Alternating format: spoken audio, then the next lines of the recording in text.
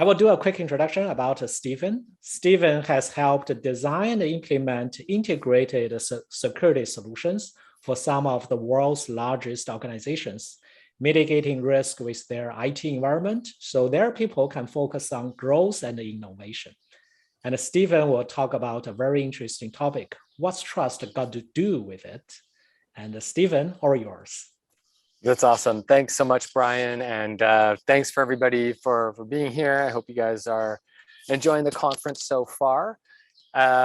So little play on words here. We're going to be talking about zero trust and what it is, why it is, and how it can help kind of automate certain processes for you. So like Brian mentioned, I'm a solutions engineer here at Cloudflare.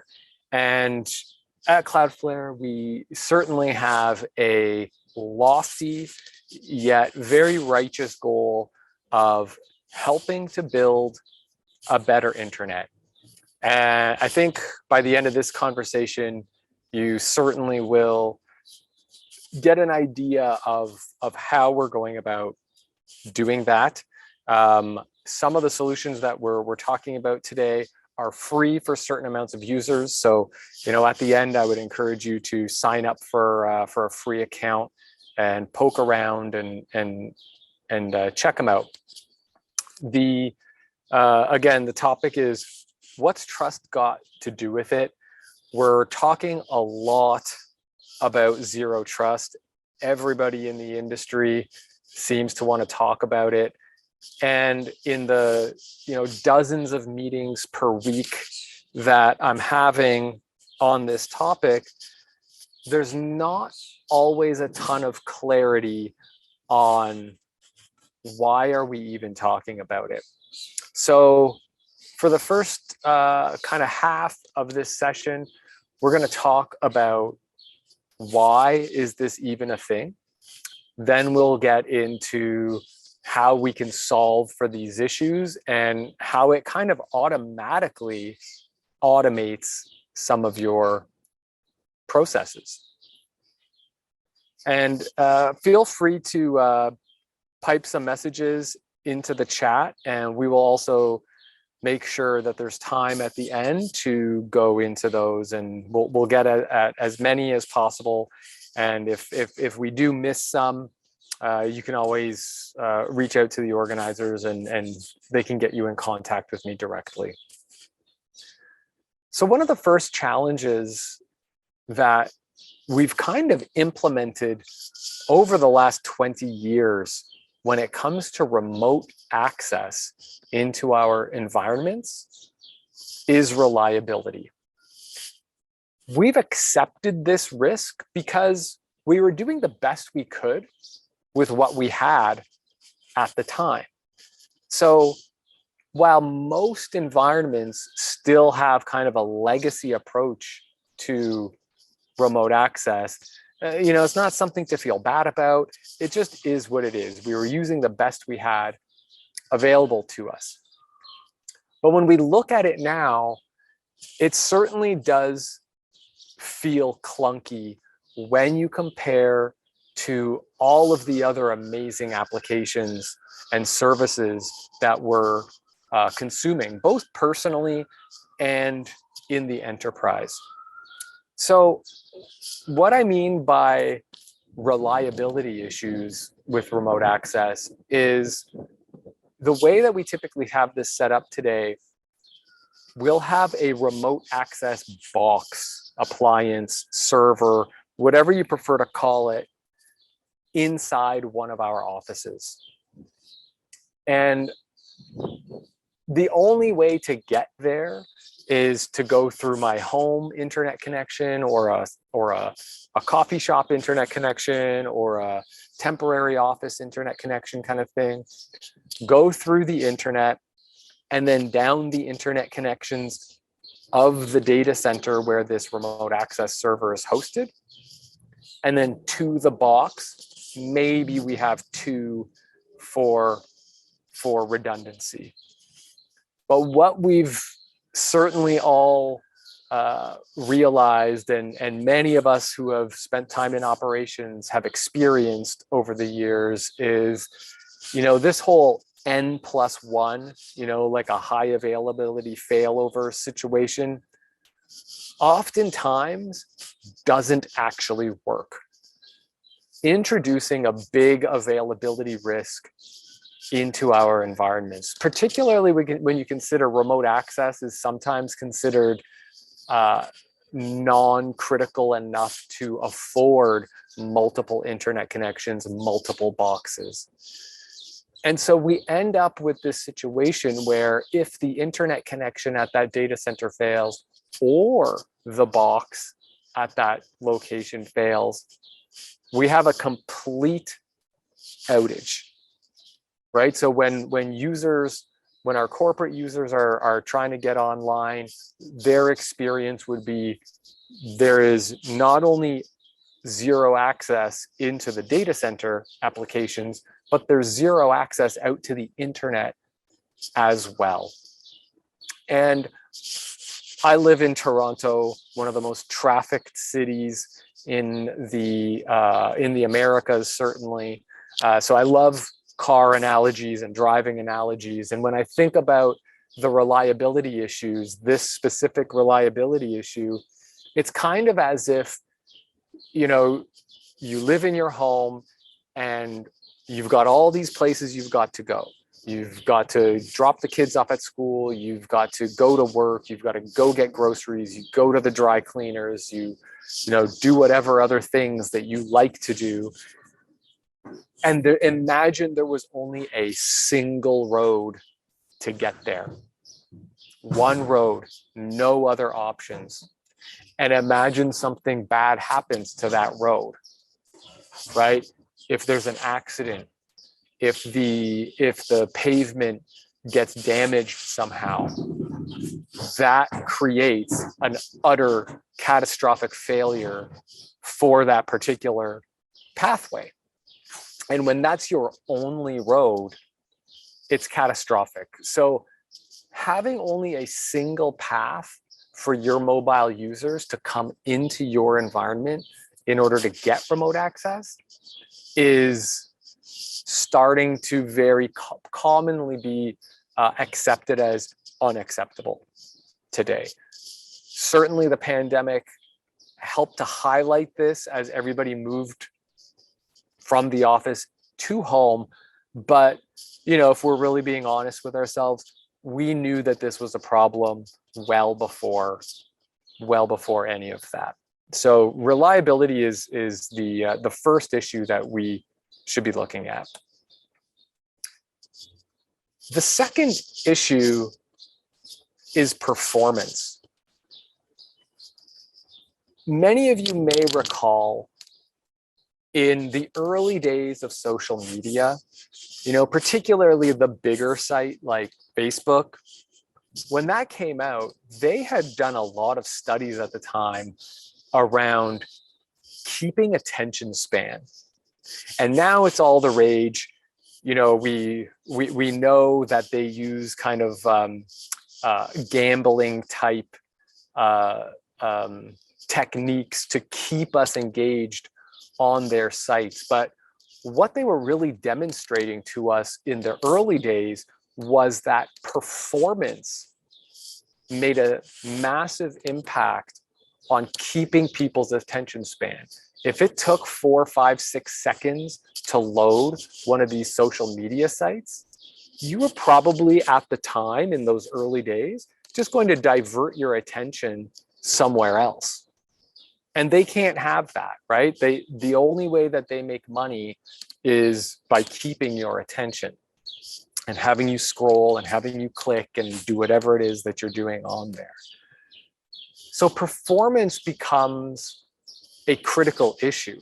And if people are willing to look away from the likes of Facebook, Twitter, Reddit, that kind of thing, think about how quickly they will look away from your content management system or your CRM or your email solution. If your work apps are, first of all, they're work apps, But second of all, if they're slow, it's going to be pretty easy for users to divert their attention. And that's something that we really need to avoid, because all these other flashy websites on the internet are designed to harvest our time. And so I'm not trying to be disparaging against these sites. I'm just trying to demonstrate how good they are at keeping our attention and how important that can be when it comes to corporate performance. And when we think about that architecture that I referred to earlier, where a user in Vancouver has to travel all the way across the country on the internet just to get to your remote access server. If you've got worldwide users, and a user in Sri Lanka also has to come all the way across the internet to get to Toronto just to go back out to the internet, you're going to have a lot of performance issues. These issues in the past, say 10 years, but every year the numbers kind of grow by orders of magnitude almost. More and more of these applications are SaaS applications, cloud applications that are already out on the internet. And they're designed to be closer to the user. Meaning, why would we introduce any additional latencies for a user accessing something like Salesforce in Vancouver by dragging them to Toronto to access Salesforce, when they could access a Salesforce point of presence that's much closer to them, whether it's in Vancouver or Seattle or somewhere in their region? Same thing with that user in Sri Lanka. There's no value for the user to bring their traffic across continents to Toronto just to go to an application that could be sitting right in their country. So these performance issues are compounded because not only does just backhauling these applications to your data center just generally slow down traffic, but most of these applications that users are accessing are not even in your data center anymore. And so to continue with the car analogy here, for me, this backhauling of traffic is kind of like having to start from home every time you want to go somewhere, right? Where the corporate office VPN solution is home. You want to go drop the kids off at school, you go from home to school, drop the kids off. Now you have to go to work. Well, too bad. You have to go home, turn around, go out to work. Now you want to go pick up the dry cleaning on your lunch. You got to go home, turn around, go to the dry cleaners. Now you want to go get some groceries, turn around, go home, go back out, go get your groceries. And it goes on and on. This is what backhauling traffic is like on the internet. And it causes unnecessary congestion on the internet. It adds additional traffic for more than just your environment. The exchanges, the transit providers, they're all taking on additional traffic for what ends up being, there is some value to it. However, there's more modern ways to address this where we can make the entire internet perform better by doing it in a different way. So that's the performance issues. The security issues that are related to the way that we provide remote access today are really interesting. And this has been this kind of, I don't want to call it a dirty little secret because it was never really a secret, but it was always something that the engineers and the architects who were implementing these solutions always, it never really sat well with them knowing the way that it was implemented. So what I mean by this is typically when we provide remote access using like a traditional VPN, we have to pull traffic to that data center. And when you have hundreds or thousands of users in tens of different groups, marketing, finance, product engineering, whatever, IT has 10 different departments just in IT, we're typically not providing surgical levels of access into the network when we're providing remote access for people. We just say, what is the data center subnet? Maybe it's a /16, maybe it's a /20 with 4,000 different IP addresses. And, you know, the users are typically only going to access the applications and the IP addresses that they need to access, right? If I'm in IT and there's some finance server that, you know, keeps copies of all the purchase orders for keyboards and stuff, I probably don't even want to look at that server, let alone know it's there. But I'm not as worried about my employees as I'm worried about the adversary who gets onto their laptop, realizes that there's this connection, this VPN connection, and they leverage that pathway into your data center in order to compromise those systems, in order to get a foothold. And there's been several documented incidents as well as breaches where this type of compromise has happened. And so that is kind of one of the biggest security problems when it comes to the way that we've been providing remote access today. Just to kind of double click on an example, when I think about my last 3 jobs, there are typically only 2 applications that live inside our data centers that I've needed to access remotely as a mobile user. One being the intranet, the other being a licensing server so that I can adjust permissions or do evaluations or whatever I need to do to give customers access to our solutions. And so imagine me having access to touch at least every IP in the data center because it's easier to configure the remote access that way, right? The person configuring the remote access solution doesn't typically always know what each individual application is that we need access to. And so they just provide kind of a one size fits all solution. And that's all there is to it. And so that represents a gaping hole that Zero Trust Network Access sets out to solve for. So those are the problems. The analogy that I like for this one would be kind of like, imagine every Porsche key worked on every single Porsche.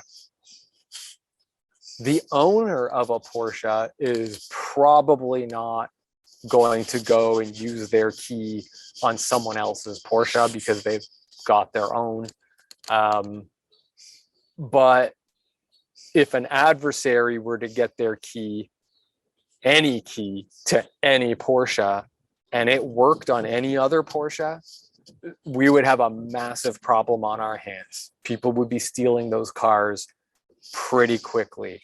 And so that network is kind of like that path into the network, that type of configuration is kind of like the key in this analogy, where it's providing too much access. So starting to talk about how we can solve for these issues. Again, this is how we typically work today. We've got an on-premise server or remote access solution. And these users, no matter where they are on the internet, they have to come to your premise, wherever that may be. It doesn't matter if it's in Azure, AWS, your physical location. At the end of the day, if you put something in AWS or GCP, it still has a physical location to it, typically. So they're still having to drag themselves across the internet from wherever they're from, right? So a user, if you're hosted in the Toronto, Canada region, a user in Dublin, Ireland is still going to have to go under the ocean in order to get there. Versus what we can do with Cloudflare is put public DNS records on your applications that are available in all 270 Cloudflare locations across the planet at all times. And so when they do the DNS resolution, that happens locally. So if I'm in Dublin, Ireland, and I'm trying to go to my application, CRM.perciballi.ca or Salesforce or whatever, the DNS lookup is going to happen in Dublin. The HTTPS TLS session is going to be established in Dublin. And then what I'll talk about next is the actual zero trust aspect of it. But what we do in order to get to your origin server is we take the Cloudflare private network to get there. So again, rather than just supplying every user with access to every IP in your data center because it's the easy option, it makes it especially more challenging when it comes to like third parties, right? Third-party managed security service providers, third-party contractors of all kinds, really. They may not even want to install your VPN software there. And so, imagine if you think about the examples that I gave with my own employment, where the applications that I need to get to are our intranet as well as our licensing server. What happens is those systems, the names and the IPs of those systems are actually on the public internet. Really, they're on Cloudflare. And once the traffic gets to Cloudflare, so the DNS lookup happens for me in Toronto, the SSL session happens in Toronto. Once I'm there, we are able to assert multiple identity providers. So for example, if corporately we use Okta, I would be redirected to Okta immediately in order to sign in, multi-factor authentication, the whole bit. But maybe for contractors, we want to use Ping Identity. Maybe we use their actual identity server in order to do this. Or maybe we just need to give them a one-time PIN, which we can do in here. So we could have a single application, intranet.cloudflare.com as an example, and depending on who you are, provide access based on a different type of identity. We could also apply device security posture checking. So for example, we could check for, operating system type. We could check for things like disk encryption. We could check for certain agents running on the machine, like a VPN client or endpoint security agents, Tanium, many things we can check on the endpoint so that you have a better idea of assurance that, yes, this is this person and they're coming from their corporate laptop, and maybe that's what we're trying to get them access from is specifically from corporate laptops, or maybe we're explicitly trying to allow them from BYOD. This device security posture allows you to do that. And then contextual factors. So these can come from various sources. So think AD, Azure AD, conditional access, where we may say, if I see Stephen log in from Toronto and Rome, Italy at the same time, we're probably going to have to deny that access because he can't be in both places at the same time. Same thing with Tanium. If we find something on the endpoint that a configuration that we don't like, Tanium tells us we can block access based on that. CrowdStrike. There's a number of these kind of contextual factors that we can apply before redirecting them, reproxying that traffic to your application. Those applications can be self-hosted apps. So they can be in your data center, they can be in public cloud, they can be on private IPs, right? So they don't have to be by name. And we can even do this for your SaaS applications. So you could put this Cloudflare Access solution, which is the name of it, in front of things like your Google Workspace account or your Microsoft Office 365. So it can really sit in front of everything. And so what this is kind of helping us automate is a couple of things. First of all, we're all trying to roll out these more modern single sign-on solutions, right? Azure AD, Okta, that kind of thing. But how do we get it in front of all of our applications? I don't want to have to touch every application and every server just to sign people in, because it doesn't necessarily apply to every server. First of all, and second of all, it would just be a tremendous amount of work. You do that integration once here, and now you just proxy the application through a Cloudflare, and we handle that integration once. So really automating the rollout of your single sign-on to basically any application. The other thing that it helps to automate is the provisioning and deprovisioning of users. Because now, once you have this set up, typically you're going to set this all up based on groups. And so once you have this all set up, when you add a new user to a specific 10 groups in Azure AD, they will automatically be able to go to intranet.whatever.com. That will automatically be redirected to your Azure AD. They provide their credentials, and you can let them in, right? When that user is no longer with the organization, typically the first thing that you do is you go disable their account in your Azure AD, and they are automatically deprovisioned from accessing all of those applications. So I know we've only got a couple of minutes left. Just going to see if there are any questions in the chat.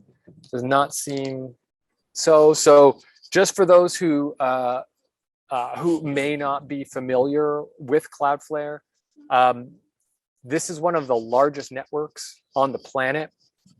Depending on how you measure traffic, Cloudflare ends up being between 10 to 20% of all internet traffic. So depending on whether you're looking at like number of websites or overall bandwidth being used, transited, that's the kind of scale. We've got over 270 physical points of presence. These are not VMs running in anybody else's cloud. These are physical Cloudflare points of presence. We have over 10,000 peering connections, making this the most heavily peered network on the planet.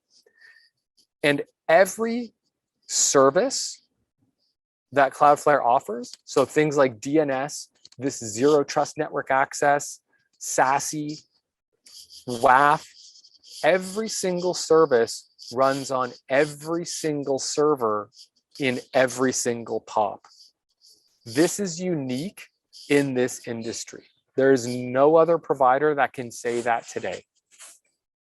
And to take the most advantage of all of that, we only route traffic via Anycast, right? So opposed to Unicast, where if I've got an IP address on a server in Azure in Toronto, that has a physical IP. So if I'm in Dublin, Ireland, the only way to get there is to go under the ocean and come over there. Whereas we're routing traffic via Anycast, which means every name or every IP that you route on Cloudflare is available on every single one of these POPs at all time. And so this is how we're able to solve for those reliability issues, the performance issues, and the security issues. And with that, I believe we are at time.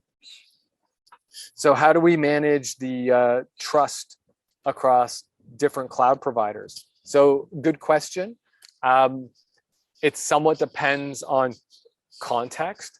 It could be that you're using a solution like Access to log people in to those consoles. It could also be, though, that you have applications running in Azure, you've got them running in AWS, you've got others running in GCP, and this gives you a decoupled console to provide access into those applications in a consistent way across any cloud environment. So we can have applications hosted in any on-prem, SaaS, public cloud. You can have your application literally anywhere, and Cloudflare can get at it. Same thing goes for services like WAF and load balancing. You know, those solutions are typically kind of ignored in many enterprises. Like they don't get the same amount of resources and trained individuals to manage them as something like routing and switching or the Linux team or the Windows team. It's kind of like a couple of specialists that manage them. And so it really doesn't make sense to have those, you know, we've got a load balancer and a WAF from one vendor on-prem. Then we're using Azure in Azure. Then we're using AWS's. That's too many different consoles for the same technology. We can decouple that and we can load balance traffic across all of those providers at the same time. So hopefully that addressed your question. So I think that's all we got. So again, thanks very much, everybody, for attending. If there are any other questions, please feel free to reach out to the organizers. I will flash my email address here. It's s.perciballi@cloudflare.com. You can feel free to reach out to me as well.